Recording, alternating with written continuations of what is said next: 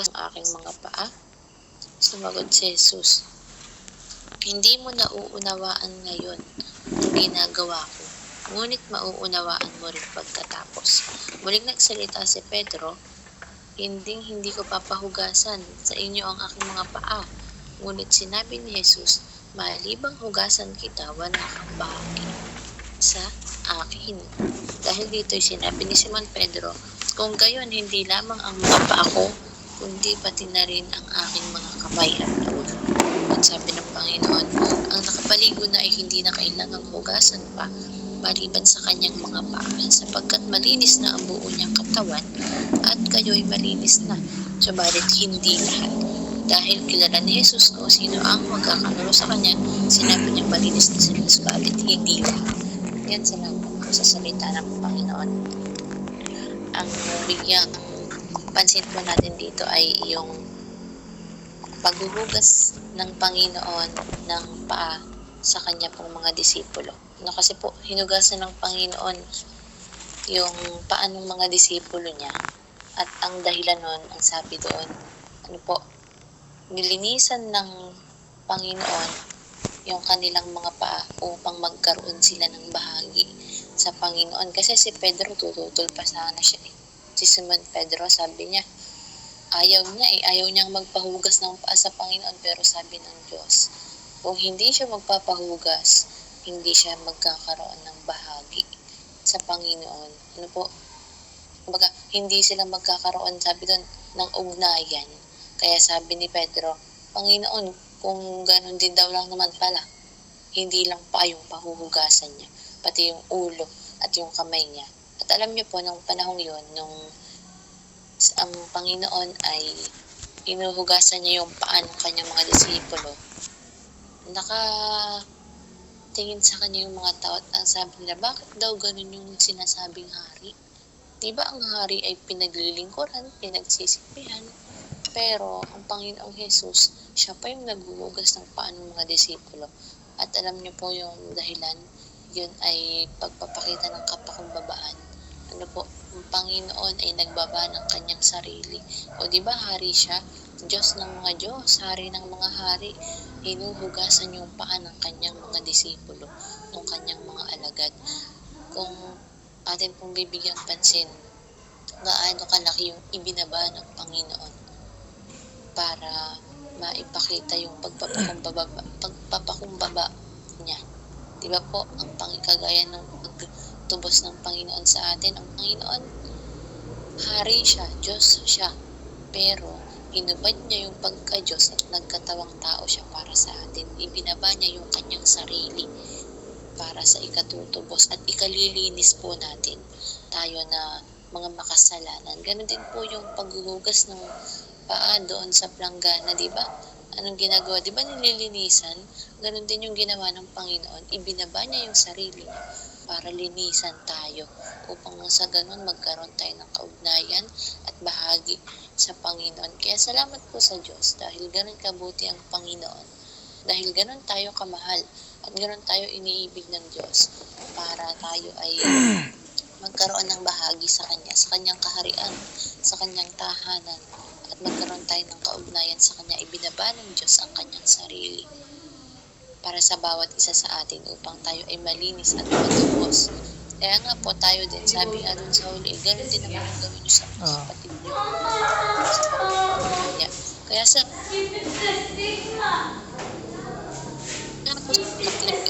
na hindi natatap tapos nakahabagan ng Panginoon para po sa buhay ng bawat isa sa atin. Kaya sa inyo salamat. Sa Panginoon po ang pagluwalhati. At sumunod na po ay si Kuya JP. Hindi ko po pala na-mute. Isa pong mapagpalang gabi sa ating lahat. Higit po sa ating Panginoong nasa langit. At purihin po ang Panginoon. At ngayon po, ang share ko na lang din po yung halos katulad ho nung kay Sis Ira na ganun, sa paglilinis po na ganun. At yun, kaugnay po nun, yung ginawa nga po ng ating Panginoong Kristo nung hinugasan po niya yung mga paa ng kanyang mga apostol, yun po ay isang sign ng humility. At kagaya ho ng Panginoon, habang po tayo'y naglilingkod, habang ating patuloy na pinag-iigting yung ating paglilingkod sa Panginoon, ay nawa po kalakip ho nun na dapat maglingkod ho tayo sa Kanya ng may pagpapakumbaba na gano'n na hindi lamang po sa Kanya, maging po sa ating kapwa. Lagi ho nating ibaba yung ating sarili sa lahat po ng ating nakakasama na gano'n nga po. At ang pagiging isang lingkod ng Panginoon ay dapat po ang mindset niyan ay mindset ng alipin. Alipin sa lahat, na lahat po ay dapat ho nating paglingkuran. Hindi lamang po yung mga kapastoran, hindi lamang po yung mga nakatataas sa atin, kahit po yung mga hindi mga mananampalataya ay kailangan din ho natin silang paglingkuran. At ayun nga po, at syempre tayo bilang tao, kalimitan, humahantong tayo sa panahon na minsan sa ating paglago, na minsan pag nakikita natin na dumarami na yung mga miyembro sa church, gano'n na minsan may mga pagkakataon na narayan yung kaaway at dadayain tayo na sasabihin na ang galing-galing mo na gano'n. Kumbaga para bagang hindi tama, na para bagang tingnan natin na mas mataas yung ating sarili kumpara sa iba, na minsan sasabihin natin, magyayabang ang tao na daig ko pa tong taong to, tagal-tagal lang mananampalataya pero ganyan pa rin, walang pagbabago sa pananaw sa Hindi po ganun. Dapat po manatili ho tayong humble. Lagi ho nating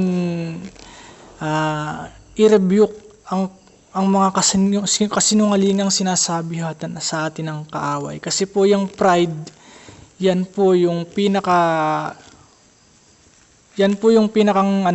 deadly sa lahat ng mga kasalanan, dahil yan din po yung nagpabagsak kay Satanas, dahil po ninasa niya na ginusto niya na maging kagaya ang ating Panginoong Kristo at mahigitan pa siya, at dahil doon ay ibinaba siya mula sa kalangitan at naririto siya ngayon sa lupa upang tayo ay guluhin at dayain. Kaya nga po, sabi nga po dun sa verse sa John 10:10, sapagkat ang naparito ang magnanakaw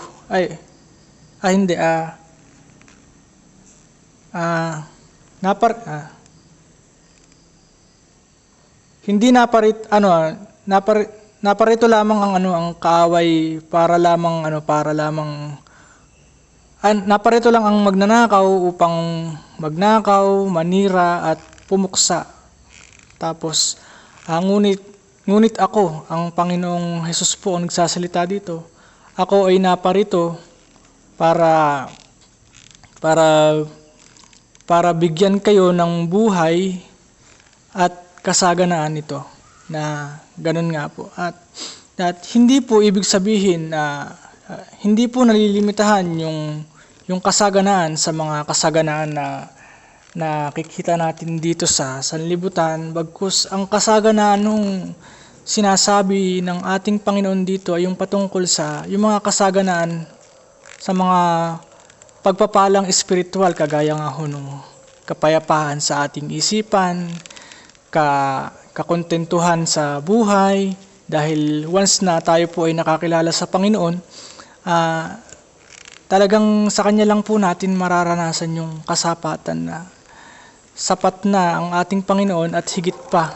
Kagaya nga ho nung awit na yung yung ikaw ang aking pastol, hindi nagkukulang, sapat na at higit pa. Biyaya mo'y sagana at umaapaw, sapat na at higit pa.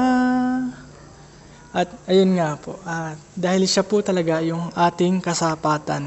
At maraming mga pagpapalang spiritual, kagaya nga ho nung pag-iingat, yung proteksyon sa atin ng Panginoon sa lahat ho ng mga ating ginagawa. Nariyan po yan. At marami pa po. At ano na rin nun, yung kalakip din ho nun, yung pag-ibig na ating nararanasan na nagmumula sa ating Panginoon. At dahil po sa pag-ibig na ipinadama ho sa atin ng Panginoon, ay sa sobrang kagalakan natin ay wala ho tayong magawa kundi ibahagi yun sa ating kapwa.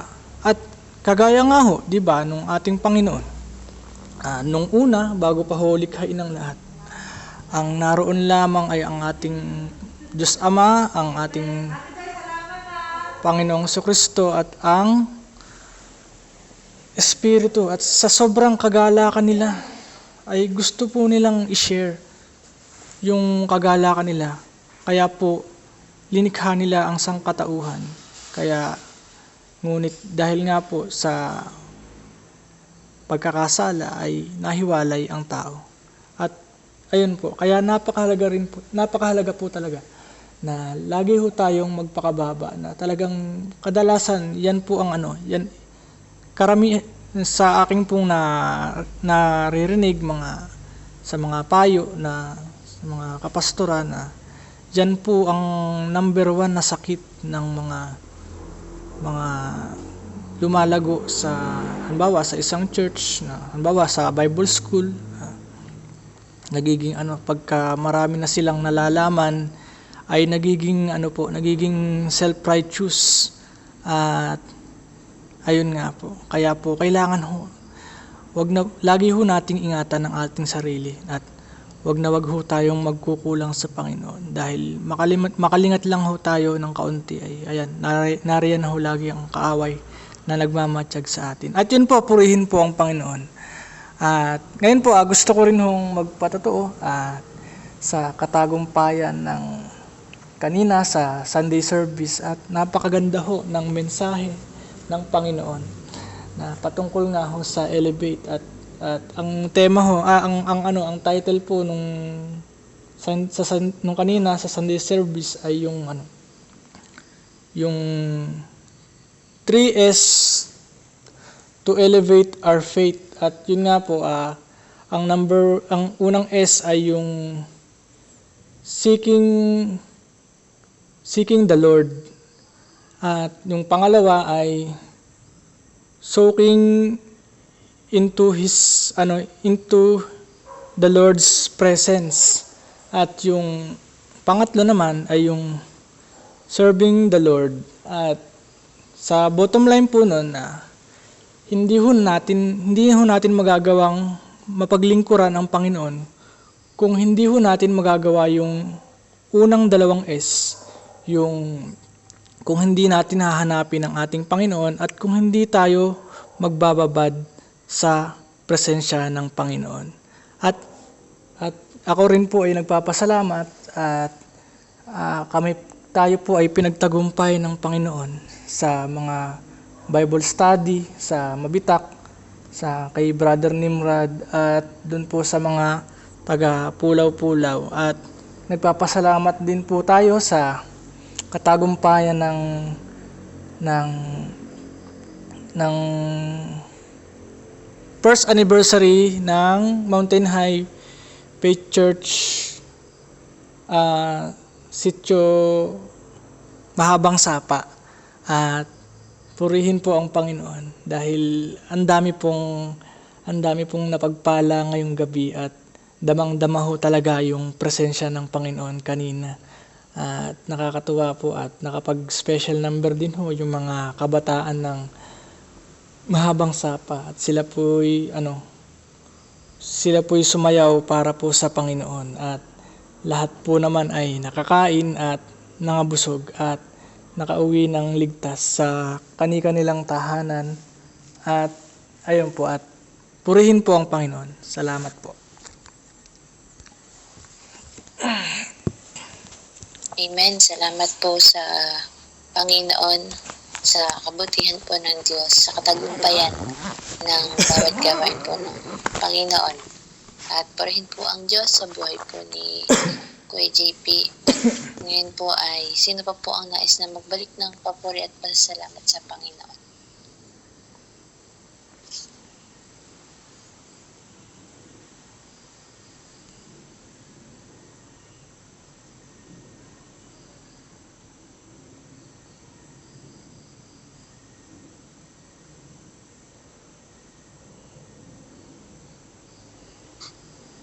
Sige po, at kung wala na po ay purihin po ang Diyos. Salamat po sa gabing ito. Dadako na po tayo sa closing prayer at hilingan ko pong pangunahan po tayo ni Sis Kiax. Sige po, tayo po manalangin. Lord, maraming salamat po sa gabi ito, sa gawain po namin yung gabi na natapos po. At Lord, maraming salamat dito sa mga salita po at katotohanan na bahagi po sa amin ngayong gabi. Nawa Lord, yung mga salita po ito ay maging mapalakas po kami. At Lord, tulungan mo din po kami sa bawat araw at kayo po yung patuloy na gumabay po sa amin. At humiling ko din Lord na bigyan niyo po kami ng maayos na pahinga ngayon Lord para sa araw ng bukas. At kayo po yung patuloy na mag-provide po para sa bawat isa. At kayo din po yung magsilbing gagalingan po sa mga tao may karamdaman. Sa inyo po yung pinamataas na puri ko isang in Jesus' name, Amen. God bless po. God bless